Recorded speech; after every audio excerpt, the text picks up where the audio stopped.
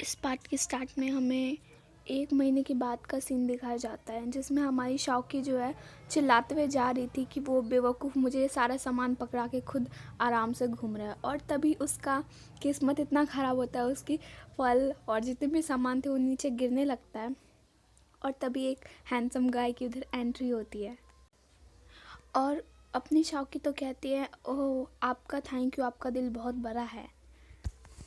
और ये इंसान है शिव, जिसका नाम मुझे पढ़ना नहीं आ रहा, इसको हम शिव कह के बुलाएंगे। तो शिव कहता है कि तुम्हारे मास्टर मेरे मास्टर के साथ है, इसीलिए मुझे तुम्हें अपने साथ लेके जाना होगा। फिर तो शौकी कहती है, अरे लगता है कि तुम मुझे रास्ता दिखाने के लिए आए हो, तो आगे बढ़ो और ये मेरे लिए कुछ ले लो। तो वो शिव कहता है कि क्या तुम्हें मेरी याद नहीं आई। अपनी शौकी तो कंफ्यूज हो जाती हो, कहती है कि मुझे याद नहीं कि हम पहले कभी मिले हैं, वैसे तुम फैमिलियर लग रहे हो। फिर तो शू बात को पलट देता है और कहता है कि शायद मैं ही गलत हूँ। और फिर शू कहता है कि चलो, और फिर हमें सीन चेंज हो जाता है, हमें दिखाया जाता है जहाँ पे शू बता रहा होता है कि ये एक कॉमन प्लेस है जहाँ पे सारे वर्क के लोग इकट्ठा होते हैं और हमें आराम से रहना होगा यहाँ पे, क्योंकि यहाँ पे ना इम्पॉर्टेंट लोग भी है। फिर हमें वहाँ एक ओल्ड मैन दिखाया जाता है जो कि वही फिजिशियन है जो कि कुछ चाय पी रहा होता है। फिर तो शौकी शिव से पूछने लगती है कि वो बूढ़ा आदमी यहाँ के क्या कर रहा है। फिर तो शिव बताता है कि वो एक ज्योतिषी है। अपनी शौकी को वहाँ पे कुछ गड़बड़ लगती है और वहाँ पे बाकी लोग कह रहे होते हैं कि ये लड़की बहुत दूर से आई थी और एक बहुत बड़ी बीमारी के बाद ये ऐसी हो गई है। शौकी कहती है कि मैं बदल गई। फिर तो वो डर जाती है ये सोच के कि क्या उसे पता है कि मैं एक टाइम ट्रेवलर हूँ। और जो बूढ़ा सफ़ेद बालों वाला इंसान है, जो ज्योतिषी जो भी है, वो कहता है ये लड़की, और वो बूढ़ा व्यक्ति वहाँ कुछ कहने ही वाला था कि वहाँ पे अपना यूकिंग आ जाता। और वो कहता है कि जो श्रीमान जियांग है बहुत फेमस और रिस्पेक्टफुल इंसान हैं, लेकिन जो फिर यूकिंग कहता है कि जो मेरी मेड है उसका भाग्य अभी भी मेरे हाथों में, इसीलिए प्लीज़ मिस जियांग हमें इसका भाग्य बताओ। फ्रेंड्स, शायद जो यूकिंग है वो हमारी शौकी का फ्यूचर जानना चाहता है। फिर तो जो जियांग है, ओल्ड मैन जियांग, वो कह देता है कि ओ मेरे को माफ़ करना, मेरे को पता नहीं था कि ये तुम्हारी फैमिली से है, अगर मुझसे कुछ गलती हुई तो मुझे माफ़ कर देना। फिर दोनों की बातचीत में अपनी शौकी बीच में टोकते हुए कहती है कि आपकी बात अभी पूरी नहीं हुई थी, आपने कहा था कि मैं कहाँ से हूँ।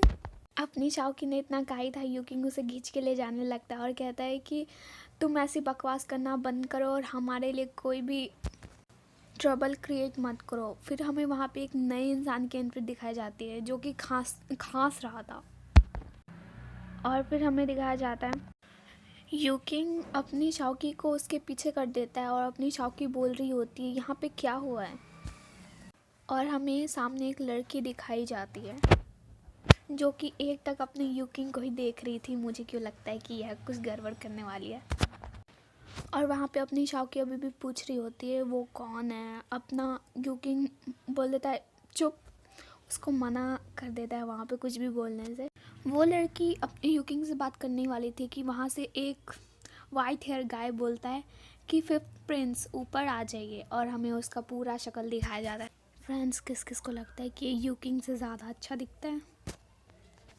हाँ, तो वो वाइट हेयर गाय उन सबको ऊपर से देख रहा होता है और अपनी शौकी की नज़र उसके ऊपर पड़ती है। वो कहती है अरे भाई बहुत सुंदर है ये इंसान, लगता है प्राचीन वर्ल्ड में ना इतने सुंदर सुंदर मैन होते थे।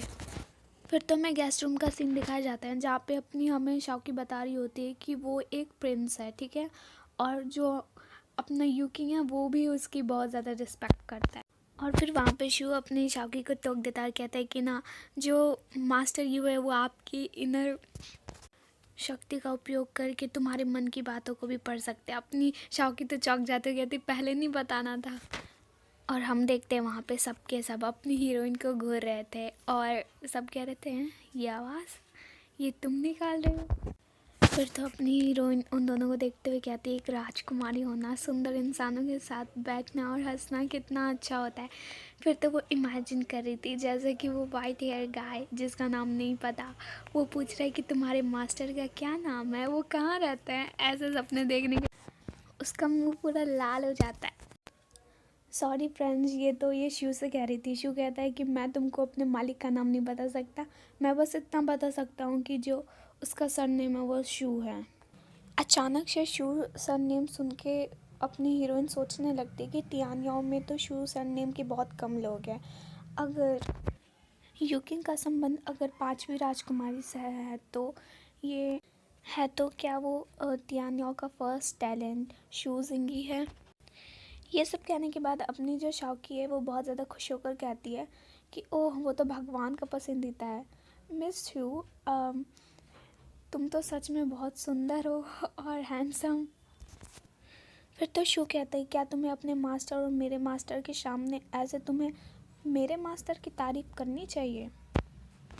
फिर तो अपनी हीरोइन कह देते हैं कि इसमें क्या हो गया, ये मैं तो बस सच बोल रही हूँ ना। और फिर तो हम देखते हैं कि उधर पूरे लोगों का देखो, इन सब का फेस देखो कैसे घूर रहा है अपनी हीरोइन का। हाँ, तो सबके सब अपनी हीरोइन को देख रहे थे और अपनी शाओकी, उसको तो कुछ पता ही नहीं चला कि उसने क्या किया। और वो कहती है कि क्या क्या क्या हुआ इधर, क्या मैटर हुआ है? हाँ, तो इतने इम्पॉर्टेंट मैटर से उठ के अपना यूकिंग चला जा रहा होता है और वहाँ पे वो लड़की चिल्ला के कह रही होती है, यूकिंग, क्या तुमको लगता है कि मैं अपने पापा को बता दूंगी? और अपना यूकिंग तो बिल्कुल भी खुश नहीं दिख रहा था और वो अपनी शाओकी से कहता है कि तुम वहाँ क्या कर रही हो, चलो चले। अपनी शाओकी चिंता करते हुए कहते हैं कि हम बस ऐसे ही जा रहे हैं यहाँ से। और पीछे वो दोनों बहुत गुस्से में और एक इंसान हंसता हुआ। फिर तो अपने यूकिंग को भी पता चल जाता है कि अपनी हीरोइन उस वाइट हेयर गाय को देख रही थी और वो कहता है कि तुम उसे ऐसे नहीं देख सकती, वो कोई ऐसे साधारण सा व्यक्ति नहीं है। फिर तो वो वाइट हेयर गाय कहता है कि फिफ्थ प्रिंसेस, यूकिंग ने ऐसा पहली बार थोड़े ना किया है, आप क्यों नहीं चाय पीती हैं और मिठाइयाँ खाती हैं? फिफ्थ प्रिंसेस कहती है कि नहीं, मैं अपने पैलेस वापस जा रही हूँ।